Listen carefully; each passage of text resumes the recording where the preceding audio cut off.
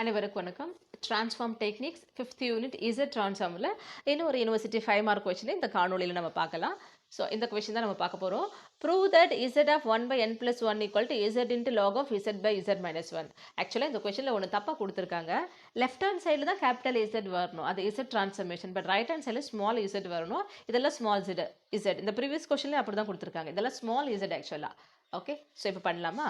நான் கொஸ்டின் இங்கே எழுதும்போது கரெக்டாக எழுதியிருக்கேன். Prove that z of 1/n+1 equal to z into log of z by z minus 1. Okay, இப்போ முதல்ல நம்ம by definition z transform ஓட definition தான் நம்ம அப்ளை பண்ண போறோம். z of function of n இருக்கு. அப்ப டைரக்ட்டா இந்த z transform ஓட definition அப்ளை பண்ண போறோம். ஏன்னா இது பேசிக் டிரான்ஸ்ஃபர்மேஷன்ல வரல இல்லையா? நம்ம 8 கண்டுபிடிச்சிருக்கோம். அது 8ல இது இல்ல. இப்போ definition யூஸ் பண்ணி கண்டுபிடிக்க போறோம். So z of f of n equal to summation n equal to 0 to infinity f of n into z power minus n. இதுதான் நமக்கு definition. இதுதான் நம்ம அப்ளை பண்ண போறோம். இப்போ f of n க்கு பதிலா இங்க இருக்கிறது z of 1/n+1. ஸோ அப்போ அதுதான் நம்ம அப்ளை பண்ண போறோம். So sigma n equal to 0 to infinity f of n க்கு பதிலா 1/n+1 into z power minus n. So definition பிரகாரம் இப்போ இந்த சமேஷன் நம்ம எக்ஸ்பேண்ட் பண்ண போகிறோம். முதல்ல எண்ணுக்கு 0 போடலாம். 1/0+1னா 1 தான் வரப்போகுது. z பவர் 0, 0க்கு ப்ளஸ் மைனஸ்லாம் கிடையாது, அதுவும் 1 தான் வரப்போகுது. ஸோ ஃபஸ்ட் டேர்ம் 1, எண்ணுக்கு 0 அப்ளை பண்ணும்போது 1 வருது. சமேஷன்றது ப்ளஸ் போடணும். அடுத்து n இருக்க வேண்டிய இடத்துலலாம் 1 ரீப்ளேஸ் பண்ணுங்கள். அப்போ 1 + 1 2 ஆகுமா? 1/2 into z பவர் minus 1. சமேஷன்றதால ப்ளஸ் எண்ணுக்கு பதில் அடுத்தது நம்ம என்ன பண்ணணும்? 2 ரீப்ளேஸ் பண்ணோம். அப்போ 2 + 1 3. ஸோ 1/3 into z பவர் இங்கே -2 தான் வருது, ப்ளஸ் எக்ஸெட்ரா இந்த மாதிரி போயிட்டே இருக்குது. ஓகே, இந்த பேசிக் டெஃபினிஷன் பேசிக் ட்ரான்ஸ்ஃபார்ம் போடும்போது நீங்கள் கண்டுபிடிச்சிருப்பீங்க. நம்ம இங்கே ஃப்ரீக்வெண்ட்டாக சில ஃபார்முலாஸ் தான் அடிக்கடி நம்ம யூஸ் பண்ணுவோம். அது என்னென்ன ரிசல்ட்னு இங்கே கொடுத்துருக்கேன் பாருங்கள். ஒன்று பைனாமியல் சீரிஸ் எக்ஸ்பான்ஷன் நம்ம யூஸ் பண்ணுவோம். அங்கே வரும்போது 1 - x the whole power -1னா இது ரெண்டுமே மைனஸாக இருக்கிறதுனால எல்லாமே plus 1 + x + x² + etcetera if mod x less than 1. இதுவே 1 - x the whole power -2 இருந்தால் ரெண்டுமே மைனஸ் இருந்தாலும் ப்ளஸ். இங்கே கோஎஃபிஷியன்ட் 2லேருந்து ஆரம்பிக்கணும். ஸ்டார்டிங் ஒன்று தான். So 1 + 2x + 3x² + etc. if mod x less than 1. இது எல்லாமே பார்த்தீங்கன்னா நீங்கள் செமஸ்டர் 1 அல்ஜிப்ரா படிக்கும்போது இதெல்லாம் இந்த ஃபார்ம்லாம் படிச்சிருக்கோம் நாம. ஓகேவா? ஸோ அடுத்து லாகர்தமிக் சீரீஸ்க்கான எக்ஸ்பென்ஷன், அதாவது -log of 1 - x. லாக்னாலே பேஸ் இ தான் இது உங்களுக்கு இந்த இடத்துல. அங்கே வரும்போது என்ன எக்ஸ்பான்ஷன் அப்படின்னா x + x²/2 + x³/3 + எக்ஸெட்ரா. இல்லை எக்ஸ்போனன்ஷியல் சீரிஸ் e பவர் எக்ஸாக இருந்தால் இதனோடது வரும்போது டினாமினேட்டர் எல்லாம் ஃபேக்டோரியல் வரும். 1 + x/1 factorial + x²/2 factorial + x³/3 factorial etcetera. இந்த மாதிரி டினாமினேட்டர் வந்தாலே ஒன்று லாகாக இருக்கணும், இல்லை எக்ஸ்போனன்ஷியலாக இருக்கணும். ஆனால் எக்ஸ்போனன்ஷியல் இம்பார்ட்டன்ட் விஷயம் என்ன, டினாமினேட்டரில் ஃபேக்டோரியல் இருக்கணும். எக்ஸுக்கு என்ன பவர் இருக்கோ அந்த கரஸ்பாண்டிங் ஃபேக்டோரியல் ஷுட் பி இந்த டினாமினேட்டர். இது x பவர் 1னா 1 ஃபேக்டோரியல், x பவர் 2னா 2 ஃபேக்டோரியல் வருது. ஆனால் லாகர்தமிக்ல x பவர் 2னா 2 தான் வரும். ஓகே, ஸோ இது ரெண்டுத்துல இந்த இடத்துல எது அப்ளிக் ஆகுதுன்னு நம்ம அப்ளிகபிள் ஆகுதுன்னு பார்க்கலாமா? இங்கே z பவர் -1 இருக்குன்னு வச்சுக்கோங்களேன். அப்போ இது மொத்தமாகவே z power -1 the whole power +1 எடுத்துக்கோங்க, இது whole power +2 எடுத்துக்கோங்க. அப்போ whole power +1 இருக்கும்போது இங்கே 2 இருக்குது, whole power +2 இருக்கும்போது 3 இருக்குது. ஆனால் நமக்கு ரெண்டுமே டினாமினேட்டர் ஃபேக்டோரியல் வரல, அப்போ e பவர் x வராது. அப்போ லாகர்தமிக் தான் நம்ம கொண்டு வரணும். அப்போது இங்கே பவர் -2 இருக்கும்போது 2 வரணும், பவர் 3 இருக்கும்போது 3 வரணும். அப்போது ஒரு z பவர் -1 நம்ம மல்டிபிள் பண்ணலாம். ஆனால் ஜஸ்ட் சும்மா மல்டிபிள் பண்ணால் நமக்கு அந்த பேலன்ஸிங்காக இருக்காது இல்லையா? அப்போ multiple and divided by z பண்ணுறோம். அந்த divided by z னா 1/z. 1/z தான் நம்ம என்ன பண்ணுறோம்? z பவர் -1 எழுதுகிறோம். அப்போ z into z inverse, z power -1 நம்ம பண்ணுறோம். z into z பவர் -1னா 1 தான். அதாவது multiple and divided by z பண்ணுறோம். ஓகே, இங்கே ஆக்சுவலாக z into 1/zனா 1. ஆக்சுவலாக இந்த 1/z தான் நம்ம எப்படி எழுதுறோம்? z பவர் -1ன்னு எழுதுகிறோம். ஓகேவா? Right.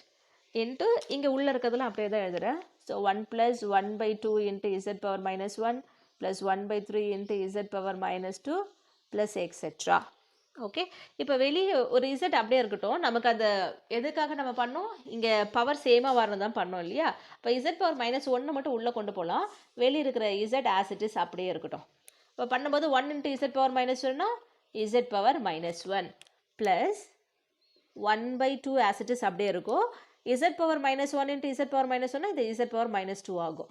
Okay, plus 1/3 into z power -1 into z power -2 வரும்போது z பவர் -3 வரும். Plus etcetera. ஓகே, இப்போ நமக்கு அது தேவையான ஃபார்மேட் வந்திருக்கும்னு நினைக்கிறேன். இப்போ பாருங்கள். ஸோ இசட் இன்ட்டு இதை நான் எப்படி எழுதுறேன்னா Z minus one the whole power one plus இது எழுதும்போது Z power minus one the whole power 2/2. இது எழுதும்போது Z power minus one the whole cube by 3 plus etcetera.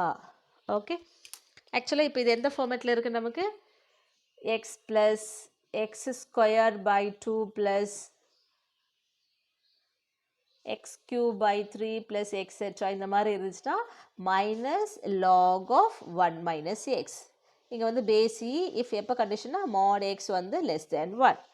Okay, இந்த ப்ரீவியஸ் ஸ்டெப்பில் ஆக்சுவலாக நம்ம என்ன கண்டுபிடிச்சோம் z transformation of 1 by n plus 1. So right hand சைடில் இதை அப்ளை பண்ணுறோம் நாம்.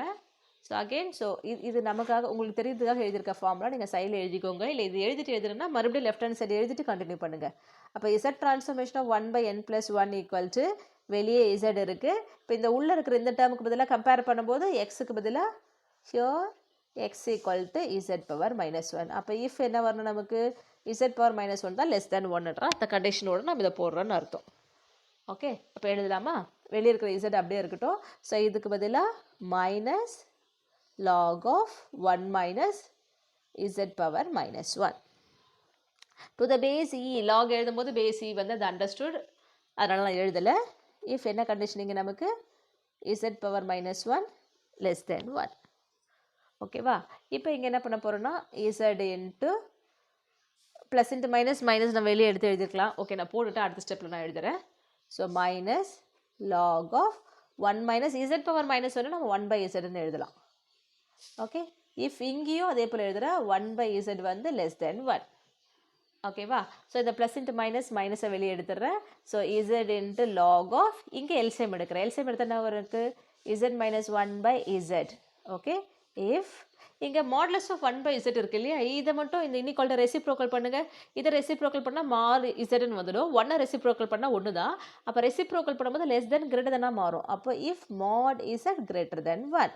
அப்போ இதுதான் நமக்கு z transformation of log. But இந்த மைனஸ் சைன் எனக்கு வேண்டாம் அப்படின்னா இந்த மைனஸ் சைன் நான் என்ன பண்ணுறேன், இங்கேருந்து வெளியே எடுக்கிறேன். ஒரு மைனஸ் நான் வெளியே எடுத்துடுறேன். ஆக்சுவலாக இந்த மைனஸ்னால் நமக்கு லாகர்தமிக்கில் வந்து இந்த பவர் ரூல் இருக்குது இல்லையா, அதாவது log of a power p equal to p into log a. Okay, இந்த மைனஸ் சொன்னால் என்ன பண்ணுறேன், பவர் ரூல் பிரகாரம் இந்த லாகர்தமிக்கோட பவராக கொண்டு போயிடுறேன். ஓகேவா? அப்போ என்னவா எழுதுறேன்னா z into log of z minus 1 by z. இதுக்கு அங்கே பவரில் இந்த மைனஸ் 1 கொண்டு போயிடுறேன் பவர் ரூல் பிரகாரம். ஓகேவா? இப்போ ஒரு ஃப்ராக்ஷனில் தி ஹோல் பவர் மைனஸ் 1 அது ரெசிப்ரோக்கலாக மாறுதுன்னு அர்த்தம். கரெக்டா? மாறிடும், அந்த மைனஸ் சைன் போயிடும். So this is equal to நம்ம என்னவா எழுதலாம் இப்போ z into log of z by z minus 1. இப்போ இதுக்கப்புறம் நீங்கள் இதே ஒரு ரிசல்ட்டாகவே வச்சுக்கலாம். z of 1 by n plus 1. 1 by n plus 1 கேட்டாங்கன்னா நீங்கள் போடுங்க. இல்லை ஏதோ ஒரு ப்ராப்ளத்தில் z of 1 by n plus 1 ஒரு ஸ்டெப்பில் நம்ம அப்ளை பண்ண போகிறோம்னா இந்த ரிசல்ட் ஞாபகம் வச்சுட்டு பண்ணலாம். ஒருவேளை ஞாபகம் இல்லைன்னா நீங்கள் திருப்பி அந்த சம்மில் என்ன பண்ணுவாங்க, z transformation of 1 by n plus 1 நம்ம கண்டுபிடிக்கணும். ஓகே, அடுத்த காணொலியில் பார்க்கலாம். நன்றி, வணக்கம்.